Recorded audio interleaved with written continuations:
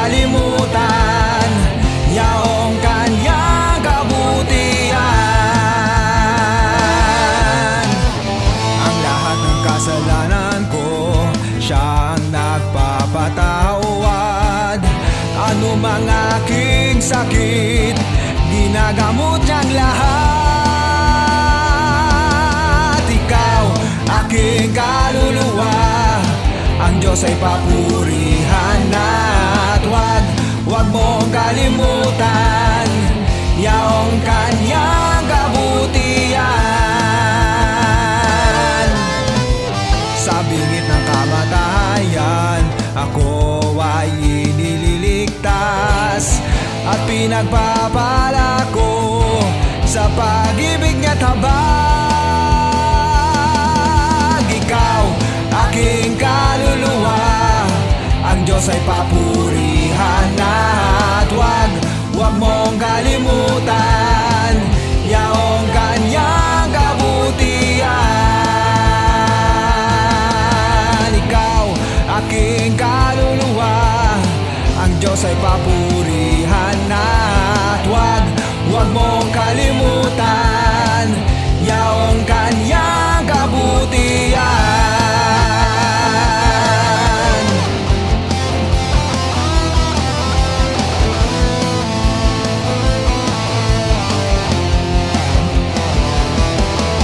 Ikaw, aking kaluluwa, ang Diyos ay papurihan at wag mong kalimutan yaong kanyang kabutihan. Ikaw, aking kaluluwa, ang Diyos ay papurihan at wag mong kalimutan yaong kanyang kabutihan. Yaong kanyang kabutihan.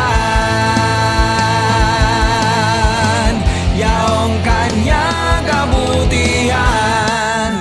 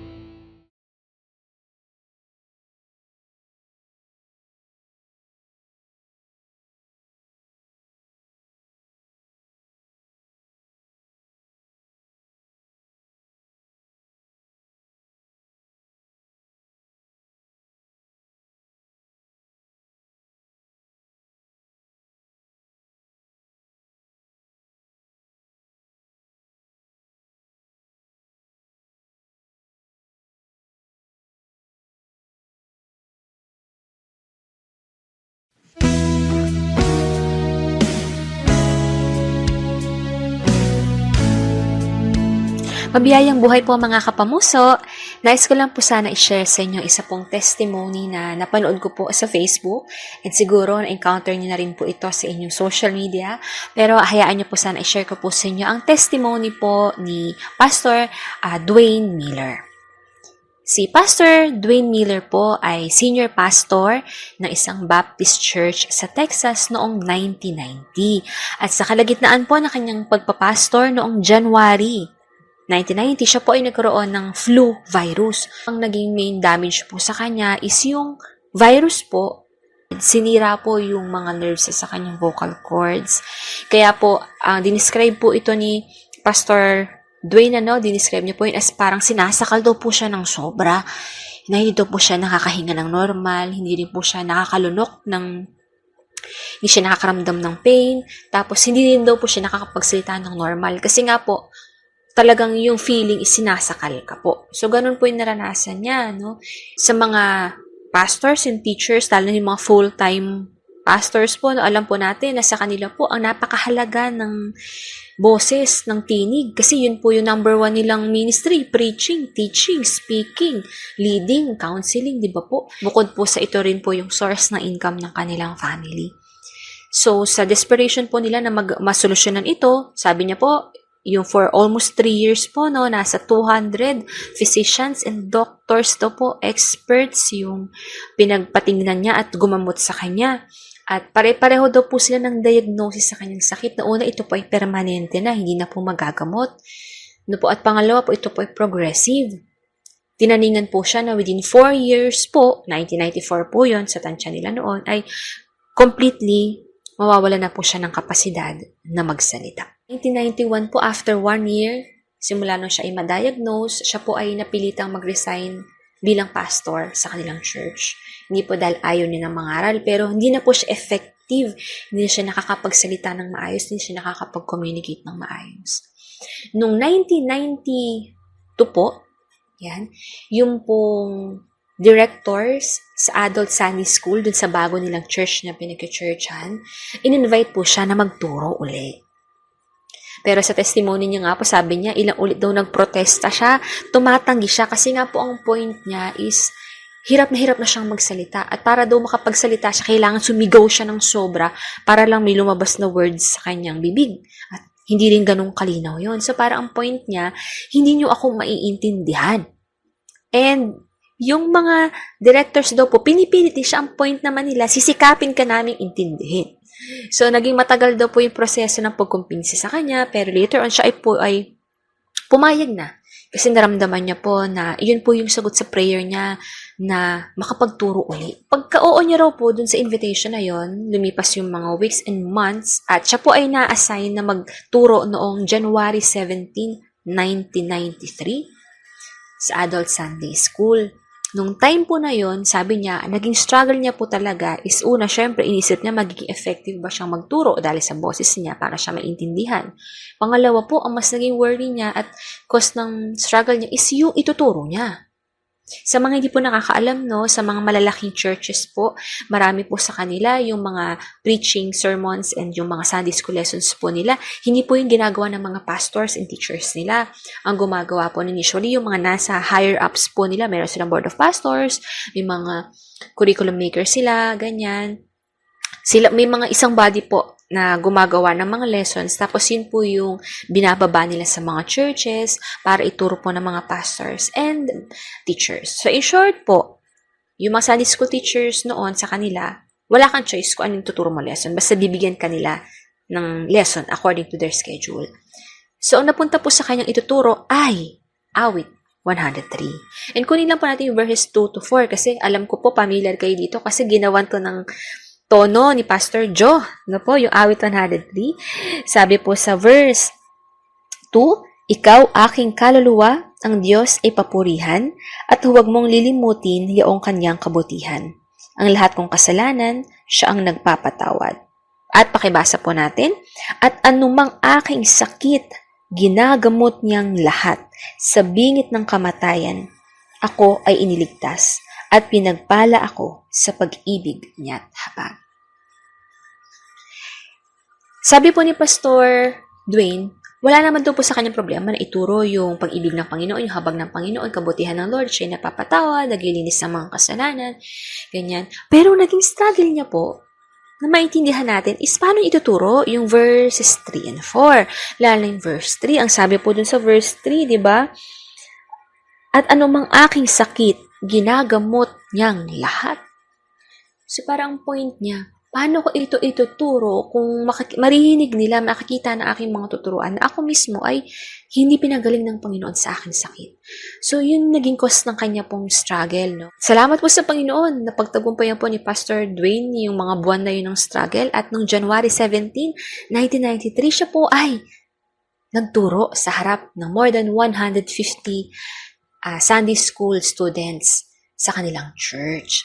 At by faith, tinuro niya po yung Psalm 103, binasa niya po ito at nag-insert siya ng mga insights niya. At pagkatas niya daw pong basahin yung verse 3 na nagsabi na anumang aking sakit ay kanyang pinagagaling, di ba? May ganun po. Sabi niya po, ito yung naging declaration niya po after nun. Sabi niya, I still believe God heals. Naniniwala pa rin ako na ang Diyos ay nagpapagaling. Yun po yung naging deklarasyon niya sa harap ng kanyang mga tinuturuan. Pero inamin niya po sa kanyang interviews na pagkatas niya raw pong sabihin yon, ang unang pumasok sa isip niya ay ito. But, why not me? Pero bakit ako hindi? Yung idea po na nasa stage siya, nasa unahan, nangangaral siya ng pagpapagaling ng Panginoon, yung dinedeklara ng faith niya. Pero ang binabattle niya inside is yung tanong na bakit ako hindi ako gumagaling? Pero by God's grace po and by faith, tinuloy niya po yung pangangaral. At hanggang sa napunta po siya sa verse 4, binasa niya po yung verse 4, He redeems my life from the pit. Sa bingit ng kamatayan, ako ay iniligtas. At ito in-emphasize niya po na ang Diyos ay nagliligtas. Ito po yung statement niya, no? I have had and you have had in times past pit experiences. Sinabi niya po na ako o marahil kayo ay nakaranas na ng pit experiences. Yung karanasan na para bang tayo ay nasa loob ng isang malalim, madilim na bangin, hindi tayo makawala. Na para tayo nalulunod, nakabaon sa problema, sa kalungkutan, sa sakit, sa kadiliman, na hindi natin naiintindihan kung bakit o kung may solusyon ba. So, pagkatas niya pong sabihin itong statement na to, pagkabanggit niya nung salitang pit, ang sabi niya po na instantly, agad-agad, naramdaman niya po na yung pressure na nasa leeg niya po ay biglang nawala. Isipin niyo po, 3 years po raw naramdaman niya parang may sumasakal sa kanya. Pero pagkatas niyang bagitin yung pit na yon, yung hukay, yung bingit ng kamatayan, bila raw pong nawala yon. At naramdaman niya may nagbago sa kanyang lalamunan. Naghanap pa po ako ng video online, pero wala po akong makita. Siguro po kasi 1993 pa po ito, kaya po wala pang video recording, no? Pero may audio recording po ito. Kaya sige, share ko lang po sa inyo yung ilan po sa mga parts, yung actual recording po noong January 17, 1993 niya. Pakinggan po natin ito.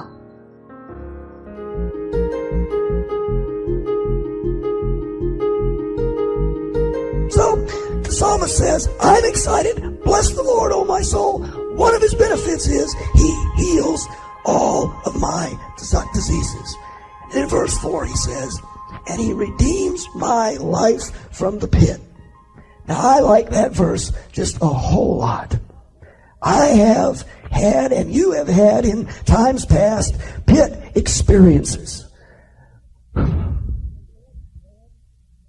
We've all had times when our life seemed to be in a pit, in a grave.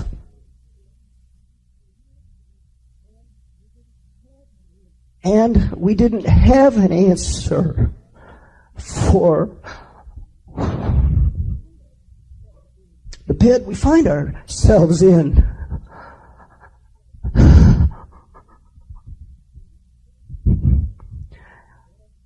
And I don't understand this right now. I'm but overwhelmed at the moment.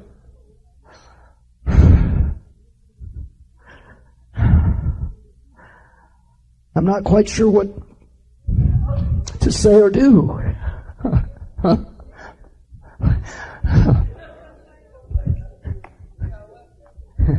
Sounds funny to say at a loss for words.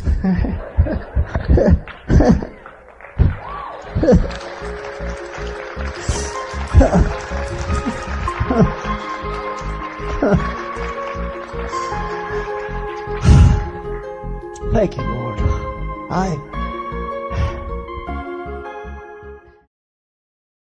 Praise the Lord po, no? At sa patotoo po ni Pastor Dwayne, after niya po mag-preach yung susunod na week, ang ginawa niya raw po, nagkonsulta siya sa kanyang mga doktor para ipa-confirm kung tama ba yung naramdaman niya na siya ay pinagaling na ng ganap. At confirm po, no? Even yung mga doctors na mangha, kasi sabi nga po ng isa niyang doktor, wala nga daw pong makitang ebidensya na siya ay nanggaling sa matinding sakit. At ilang mga pulot lang po about himala na gusto ko pong i-share sa inyo. Gamitin na lang po natin acrostic na himala. Yan. Ang himala po, H, una, hinahangad ng lahat. Hangad ng lahat. Ako po naniniwala na wala naman tao dito na ayaw makaranas ng himala. Alam ko po, deep inside their hearts, may mga sana tayo Sana ganito yung mangyari, sana ganito yung maranasan ko, sana mawala na to, sana ganito. So tayo po ay may mga himalang hinahanap, hinihintay, hinahangad. Ito man po ay maliit na himala o malalaking himala. Ito man po ay himala sa ating pisikal na kalusugan, gumaling tayo sa mga sakit o yung mahal natin sa buhay. Ito man po himala na gumaling po tayo mentally and emotionally mula po sa ating matinding mga takot, matinding pag-aalala o anxiety, matinding depression, mga trauma, no, yung mga sugat na dulot sa atin ng mga masasakit na karanasan o mga tao sa paligid natin o mga kabiguan.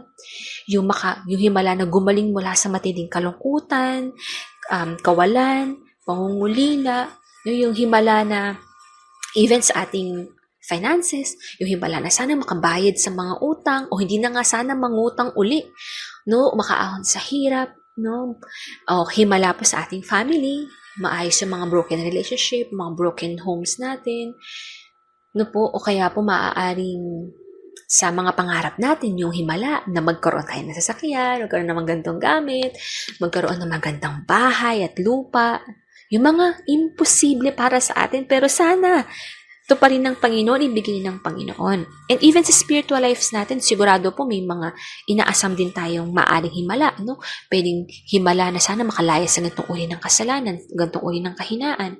O kaya po ay makapanambalik sa first love kay Lord, bumalik yung dating passion na parang hindi na bumalik-balik, hindi na maibalik, parang ganun. Po? O kaya po yung maturity and growth, na hindi natin ma-achieve pa, na parang dapat ito na yung nagawa ko para sa Panginoon, ito na yung nakomit ko kay Lord, ito na yung nabigay ko, pero hindi ko pa rin nagagawa. Himala na yung mamahal natin sa buhay, ma-save, tumanggap kay Lord, o ma-revive, pagkatas sila mag-backslide o malamig. So, yung himala po, lahat tayo sa tingin ko, naghahangad po niyan, at sa tingin ko rin po, okay pong maghangad ng himala. Dahil tandaan po natin na nung tinanggap natin si Jesus Christ as Lord and Savior, hindi lang po tayo nag-receive ng isang tagapagligtas at Panginoon. Tayo po ay tumanggap din ng isang Diyos ng mga himala. Sa Kanya walang imposible. Kaya okay lang pong umasa sa himala, maghangad ng himala. Yan po ay privilege natin na mga anak ng Diyos na maghangad ng himala mula sa Diyos. At pangalawa po, syempre, hindi lang tayo naghahangad ng himala. Maganda po kung ang himala ay inilalaban sa panalangin. Bagamat may mga himala po na nakukuha kahit walang effort masyado tayo, no? Yung basta binibigay na lang ni Lord sa atin out of His grace. Pero maganda po na tandaan natin na himala po maganda inilalaban sa panalangin. Kaya nga po tayo po ay tinuturuan na magtumigil sa panalangin, sa pagpipetisyon sa Panginoon na may pasasalamat. Ganon din po ang sabi sa Matthew 7:7-8, humingi kayo at ito'y ibibigay sa inyo. Maghanap kayo at makasusumpong kayo. Kumatok kayo at ito ay bubuksan sa inyo. Sa James 4:2, sabi ng Panginoon doon, sa pamamagitan ng kanyang alagad, hindi inyo nakakamtan ang inyong ninanais dahil hindi kayo humihingi sa Diyos. So may mga blessings, favors, may mga answered prayers, and miracles na hindi natin natatanggap kasi hindi naman daw po tayo humihingi. Diba? Kaya po maganda, huwag po natin itigil ilaban sa panalangin ang mga himala na inaasam natin. Basta tandaan lang po natin yung dalawang main principle na pag tayo po ilumalaban sa panalangin. Una, dapat yung hinihingi po natin na himala is galing naman sa tamang motibo. Kasi James 4:3 din po, no? May mga panalangin hindi sinasagot kasi galing po sa maling motibo. So, yun po yung una, dapat tama ang motibo. Pangalawa po, pag lumalaban tayo sa panalangin, huwag po natin kalimutan, maging willing magpasakop sa kalooban ng Panginoon. Dahil sabi po sa 1 John 5:14, ano mang hingi natin kay Lord, kung ito ay kalooban niya, ibibigay niya. Yun yung confidence natin na kung kalooban niya, ibibigay niya. E paano pag hindi niya po kalooban, di ba po? So maganda po kapag lumalaban tayo sa panalangin, kasama sa panalangin natin, na i-ready tayo ni Lord sa uri ng sagot niya sa ating panalangin. Kung kalooban ito ni Lord, matanggap natin. Pero kung hindi, maunawaan natin at masunod pa rin natin, mapuri pa rin natin siya. So yun po yung letter I, ilaban po natin sa panalangin. And letter M, mas pinaiigting ng pagtitiwala sa salita ng Diyos. May mga himala po na mas nagiging posibleng dumalo at maranasan kung mas magtitiwala po tayo sa salita ni Lord. Especially kung mas nagde-declare po tayo ng Word of God over our doubts and feelings. Si Pastor Dwayne Miller po, di ba, na-receive niya po yung kanyang miracle healing nung siya po ay nagde-declare na ang Diyos ay nagpapagaling pa rin. Nagde-declare siya ng Psalm 103. So, ganun din po sa atin, maganda, mag-declare po tayo lagi ng Word of God, lalo sa mga panahon po na nagdududa na tayo sa kakayahan ng Panginoon, na sama na ng loob natin sa Panginoon, naiinip na po tayo sa mga sagot sa ating mga panalangin at himala. Huwag po natin kalimutan mag-declare at kumapit talo sa Word of God. I-declare natin Luke 1:37 na walang imposible sa Diyos. Matthew 19:26, ang imposible sa tao ay posible sa Diyos. Jeremiah 32:17, walang mahirap sa Diyos. Job 42 verse 2, lahat ay kayang gawin ng Diyos at wala siyang layunin na hindi niya gagawin. Sa proseso ng pananalangin at pagdedeklara ng Word of God sa ating mga miracles is letter A. Ang himala, ako ang unang binabago. So ito po yung paalala sa atin, no, na may mga pagkakataon na yung miracle po na natatanggap natin is hindi yung miracle sa labas, kundi yung miracle sa loob. Ang himala pala is magkaroon tayo ng bagong mindset, baguhin ni Lord yung thinking natin, linisin niyo yung isip natin, palayain tayo sa mga negatibong pag-iisip. Ang himala pala, magkaroon tayo ng bagong heart, mas matatag na puso, mas malinis na puso. Ang miracle pala yung mas magkaroon tayo ng peace that transcends all understanding. Di ba magkaroon tayo ng joy, kahit may problema pa rin, hindi nangyayaring himala. Yung mga milagro na nangyayari sa kaluluwa natin, kahit hindi natin nakikita na may nangyayari sa labas. So, huwag po natin kalimut, ipagpasalamat pa rin po kay Lord yon. At ganun din naman po, syempre, ay letter L. Ang himala po ay lalong nararanasan sa daan ng pagsunod. Totoo naman po yun. Bagamat nararanasan din naman po ang mga himala sa daan ng pagsuway, di ba po? Pagka tayo naliligaw, tayo nag-rebelde, nandiyan pa rin yung miracle na inaabot tayo ng Panginoon, pinapatawad, nililinis. Given naman po yun. Pero sinasabi po natin, may mga extra favors and grace and miracles si Lord na mararanasan lang po natin kung tayo po ay susunod sa Kanya. Ito pong si Pastor Dwayne Miller, no, yung kanyang healing ay na-receive niya dahil sumunod po siya sa tawag ng Panginoon na siya ay mag-step of faith. Tumayo sa unahan, magturo, kahit yung tinuturo niya ay salungat sa nararanasan niya o sa nararamdaman niya. Pero sumunod siya sa kalooban ng Panginoon, tumayo siya sa unahan at nangaral siya at gumaling siya. Sabi niya po sa kanyang patotoo, 2 days before siyang magsalita, January 15, 1993, Friday ng hapon, halos 4 hours, nakaupo po siya sa sofa sa kanilang sala at may hawak daw po siyang baril na nakatutok sa kanyang bibig. Ibig sabihin, 2 days bago niya ituro ang Psalm 100 verse 3, nag-consider po siyang mag-suicide. Sobra po yung depression niya, yung confusion niya, yung struggle niya. Kaya ang greatest battle niya raw po, wala dun sa stage. Sa altar, ang greatest battle niya is yung January 15, sa sofa na yun, na may hawak siyang baril. Pero salamat po sa Panginoon na lagpasan niya yun. At nasunod niya yung kalooban ng Panginoon. Ano yung kalooban ng Panginoon? Bitawan niya ang baril at hawakan niya yung pangako ng katapatan ng Diyos. Kaya po, hindi siya natuloy yung pagpapakamatay niya. Kahit sobra daw yung stress niya, lalo nung Sunday ng umaga bago siya magturo. Nagturo pa rin siya. January 1990, nagkasakit siya. January 1993, gumaling siya. Bakit po? Kasi sumunod siya. Imagine niyo po, kung nung Friday ng hapon, nagpakamatay siya. O kung hindi man siya nagpakamatay, buhay siya, pero hindi siya sumipot, kinalingguhan, hindi siya nagturo. Marireceive niya po kaya yung healing na para sa kanya. Siguro pwede po sa susunod pang mga panahon, pero yung agarang kagalingan na available nung panahon na yun, marireceive niya po ba? Di ba hindi po? Hindi natin ngayon pinag-uusapan yung testimony na ito kung hindi po siya sumunod. Kaya dito po natin makikita na miracles usually happen for those who obey the Lord. Sa daan po ng pagsunod, doon din po mararanasan yung daan ng mga himala. Kaya po sana patuloy po tayong encourage ni Lord na sumunod. At huling-huli po, letter A, kapag may himala, may pinagkatiwala, letter A, syempre, aasahan po ng Diyos na ito po ay magpaparangal sa Kanya. Ito naman po yung pwede nating maging tugon during o after ma-receive na natin yung himala na hinihingi natin. Yung ating maparangalan po ang ating Panginoon. Masasabi po natin na isa po sa mga dahilan kung bakit po ipinaparanas sa atin ng Panginoon ang mga himala ay para maiparanas din po natin sa Kanya yung pagsamba, yung pagdakila, yung pagpaparangal, yung pagbibida na nararapat po para sa Kanya. Yung patotoo po na ito ni Pastor Dwayne Miller, ito po ay nakilala noong 90s. At marami po, millions of people po ang nakarinig ng patotoo nito. At kung alam niyo po ba, siya po ay naimbitahan po sa Oprah Winfrey Talk Show po. Nung unang panahon po, nung 90s po, millions na po ang nanonood sa palabas na ito. At siya po ay na-interview doon at naikwento niya po kung paano siya pinagaling ng Panginoon.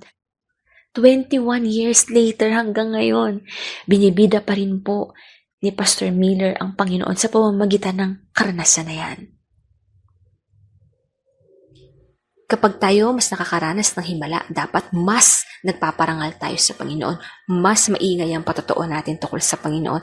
Mas vocal tayo, i-share, ikwento kung gaano kabuti ang Panginoon. No po? At the same time, mas maglingkod tayo sa Panginoon na yung lakas na meron tayo, yung oras na meron tayo, ay ipagamit natin sa Kanya bilang pasasalamat po natin at pagpaparangal dahil sa himala, sa goodness na receive po natin. Na tignan po natin yung ministry, yung paglilingkod, gaano man kalaki o kalit. Huwag natin siya tignan as ito trabaho na naman. Pasanin, dagdag burden, dagdag sa schedule, pampapigat na ginagawa. Di ba po? Nakakasawa, nakakaumay. Tapos kapag walang affirmation ng tao, nakaka-discourage, ayaw na lang natin maglingkod. Ang dami nating excuse, di ba po, sa paglilingkod sa Panginoon. Sa school, sa trabaho, hindi tayo makapag-excuse. Pero sa pagdating sa paglilingkod, pagbibigay sa Panginoon, di ba po, dami nating excuse eh. Ano po? Sana po mas ang hamon po sa atin ito ay maging mabuti tayong katiwala ng kabutihan ng Panginoon. Na kapag mas nakakaranas tayo ng grace, dapat mas maging malakas po yung gratitude natin through honoring God sa pamamagitan ng ating testimonies na ating paglilingkod sa Kanya. Kasi di ba nakakalungkot naman po talaga, no? Lalo na kung kailan po tayo nakareceive ng answered prayers, kung kailan po wala na yung hirap, kung kailan sinagutan ni Lord yung matagal na nating hinahangad, binigay na himala. Doon po tayo nalamig, doon tayo naglaylo, doon tayo nakalimot, doon tayo nag-backslide. Sobrang nakaka-heartbreak po talaga yan, no? Pero reality po yan sa akin, sa atin, no po, na makalimutan po natin yung grace and miracles ni Lord. At hindi tayo bumalik para magpasalamat at magbalik sa pamamagitan ng paglilingkod. Kaya po, paalala po na may himala man o wala, on the way pa lang o natanggap na, dapat lahat po ng gagawin natin magparangal pa rin sa Diyos ng himala. What would you say to those people who are praying for a miracle and they never get it? I don't understand why God has put me in this place. I don't know. But I will accept what He has for me, and I will move forward. If you were to ask each of the apostles that went to do their missionary work in various parts of the world after Jesus was resurrected and ascended, why were they crucified upside down? Why did God allow that? Why didn't He send the chariot that He sent for Elijah? After all, they were the apostles and they walked with Jesus, for heaven's sake. Why did Paul wind up in a prison? Why did he have a thorn in the flesh that God wouldn't remove? We can ask why until we're blue in the face. But there is a point at which you say, you know what, God, I get it. You're God. So what I would say to someone who is praying for a miracle and it hasn't happened, as long as you have breath, you have hope. That's one. I don't know what God's going to do in your next breath. I didn't know what God was going to do in my last breath.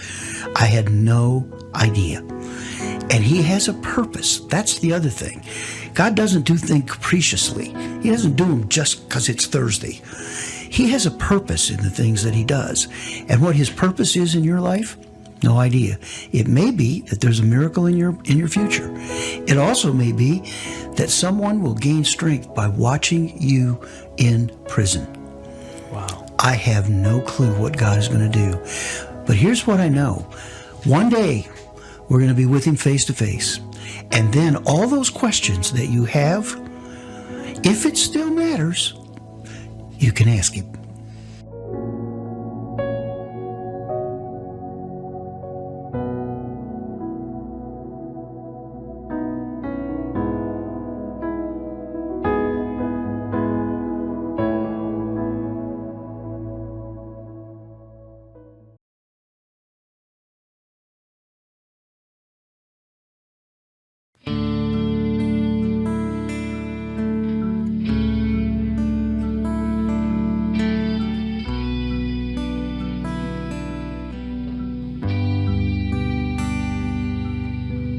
Walang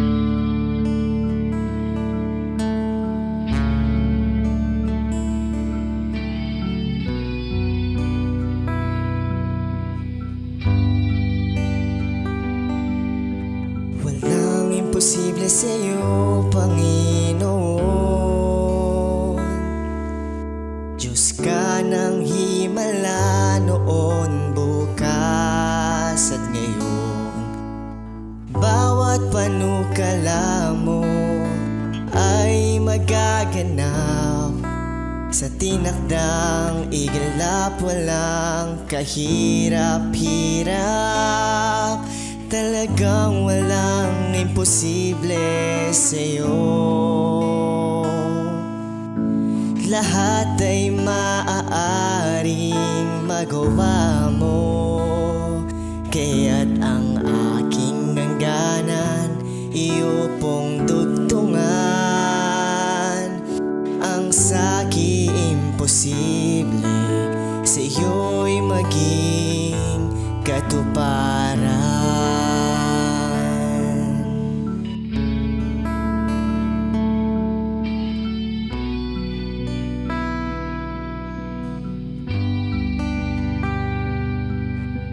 Walang imposible sa'yo, Panginoon.